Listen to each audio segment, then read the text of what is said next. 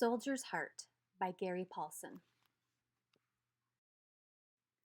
Chapter 5. Night. Officers moved among the men and told them what every man knew was a lie. Told them they'd done well, had stood up to rebel fire and given it back. But even Charlie knew, and he thought he knew nothing, that they'd been whipped from the field. They'd been ordered to cross a meadow and take the hill, and the Confederates had torn them to pieces, made them withdraw in good order, made them to run. But the officers moved through the trees and told them lies and said to rest because they would have to go back tomorrow, would regroup and move against the rebels in the morning. And Charlie thought it was like trying to tell water to run uphill. There was nothing on God's earth that would allow his legs to move his body against that fire again. Not a man, he thought, not a man would be alive halfway across that meadow. He lay by a tree and watched fireflies move over the battlefield. They were pretty, flitting here and there, and for a moment he could believe that none of it had happened. The firing was done now. The only sound, the moaning of the wounded. The Rebs were back in their woods, resting, just as Charlie was, and the pretty fireflies were fluttering around the field over the dead. Then Charlie realized they weren't fireflies, but lanterns. They were lanterns and candles. Men from both sides were going from body to body in the dark, looking for dear friends, for wounded comrades. And he thought of men he knew who were out there, Massey and the lieutenant, but decided it would serve no purpose to go out there and see it all again. They were dead. He'd seen them die. Massey didn't have a head, and the lieutenant didn't have a brain or heart or much of anything else.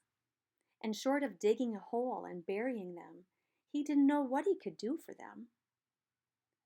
Or for me, he thought. I don't know what I can do for me.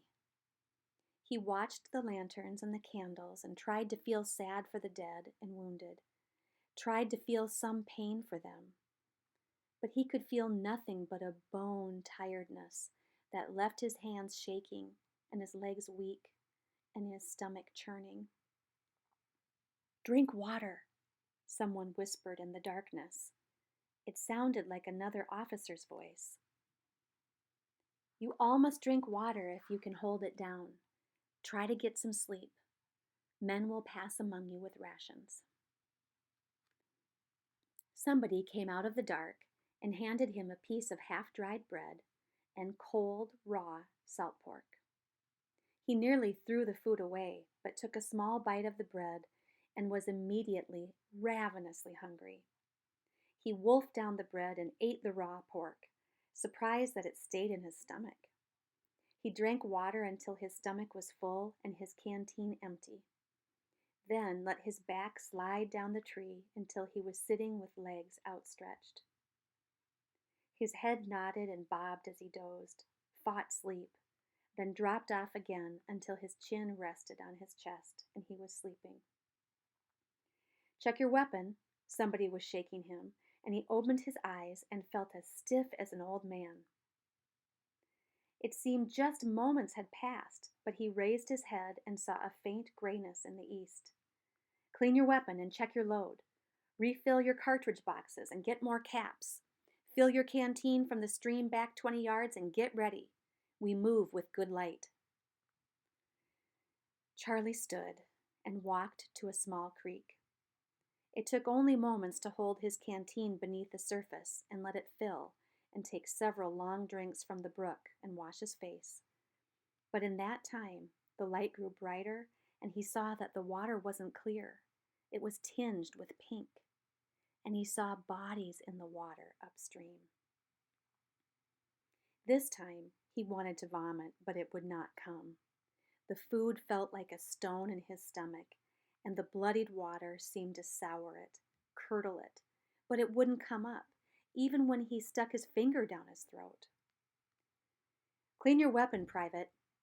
A sergeant from another part of the regiment, one he did not know, came up to him and pointed to his rifle.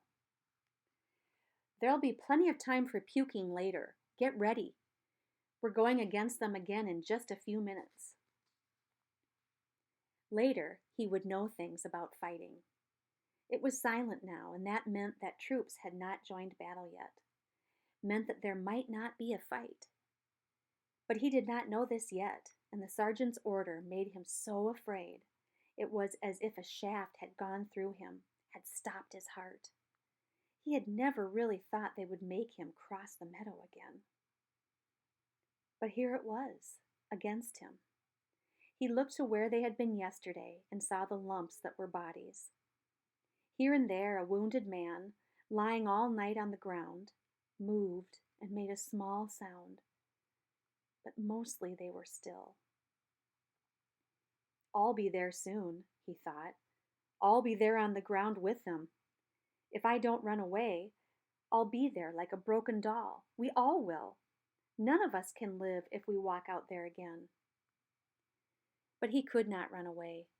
None of the others had, and he couldn't. He cleaned his rifle carefully.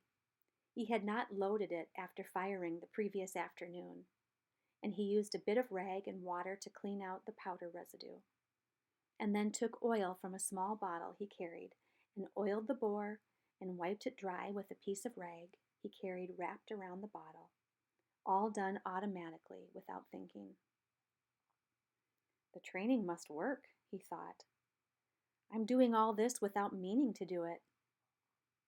He felt like a stranger to himself, like another person watching his hands move over the rifle, wiping and cleaning. When it was clean, he snapped 3 caps on the nipple to burn any oil out of the nipple hole, and then took a cartridge from his cartridge box, bit the end of the paper off, poured the powder down the bore, slid the bullet down on top of it, and pushed it into place with the ramrod. When the bullet was seated, he cocked the hammer, pinched a cap so it would stay wedged on the nipple, and eased the hammer down to half-cock. Ready. For a moment there was nothing to do, so he started to sit by the tree again. But then the sergeants came. "Everybody form line of battle. Out here, form on me." And Charlie's legs moved again, carried him out, and he hated them for it, but they worked and took him to the grass to stand with all the other men who still lived. "Form on me, in a line of battle right here." A sergeant he did not know was pointing with an officer's saber to where they should stand. The men moved as told, stood in their line, and Charlie stood with them. "Fix bayonets!" Charlie pulled the bayonet from the scabbard at his side and locked it on the muzzle of his rifle. Another delay. It was a clear morning. No clouds, the sun just up, and he could see other units forming. How could they, he thought. How could they just form and stand there waiting for it after yesterday? How could I? It had all started this way yesterday. March out and form up. Except that yesterday, there were congressmen and their families on the hills, come out from Washington in buggies to picnic and watch the battle. And hadn't they got more than they bargained for? All those petticoats flying and the carriages rocking along as they found that rebel shells did not care if you were a soldier or a civilian. The Union troops had marched the same as today and formed into the same line of battle, and then the Rebs had brought the fire and steel of God down on them. "Forward!" The sergeant turned and started marching across the field, just as he had done yesterday, heading for the piles of dead men they'd left yesterday, walking in a measured pace, and the men followed, their rifles held at port arms, ready to be raised. "Watch the trees," the sergeant yelled. "Keep your eyes on the trees." That, Charlie thought, was the most unnecessary command he had ever heard. Charlie couldn't keep his eyes off the trees. His mind, his breath, his very being watched the trees where his death would come from. They walked in line across the meadow through their own dead from the day before. Charlie tried not to look down at them, but couldn't help it, and found that they all looked alike. He could not identify men he'd known for months. They were all bloated, pushing out against their uniforms. Clouds of flies were planting eggs in the wound openings and eyes and mouths of the bodies. The smell was sweet, cloying, the smell of blood and dirt and decaying flesh, the smell of death. They had uniforms on, red flannel shirts, so he knew they were all Minnesota men, but the dead all looked alike. Broken, like broken toys or dolls. The troops were through the dead now, still walking past the smell. There, he thought he saw movement in the trees. 100 yards, now 99, 98. Every step a yard, another step, another. Men stepping next to him. There, some rustling leaves. He was sure of it. Movement. They'd open fire soon. Any second. It would come from the trees. The snarl and smoke and death would come from the trees, from the leaves. Any second now. Now. Now! Why don't they shoot? What are they waiting for? Every breath his last, every sound his last, every sight his last. It would come now. God, oh God, oh God, now! It did not come. They walked in line to the rebel earthworks and found the enemy gone. The Rebs had pulled out during the night, left food on the wires, water in pails, just left it all. Charlie studied the earthworks. Logs, stacked up with dirt piled in front, and small ledges for the men to stand on and shoot without exposing more than their heads. We could have shot at them for years and never hit them, Charlie thought. We could have died shooting at them and never touched them. He took a deep breath and let it out. His first whole breath since they had started walking across the meadow, and looked down and was shocked to see that he'd wet himself. Across the meadow, he thought, I must have done it then, walking through the bodies. Maybe then. He couldn't remember doing it, could only remember the fear. It stopped his breath, made him almost want to die.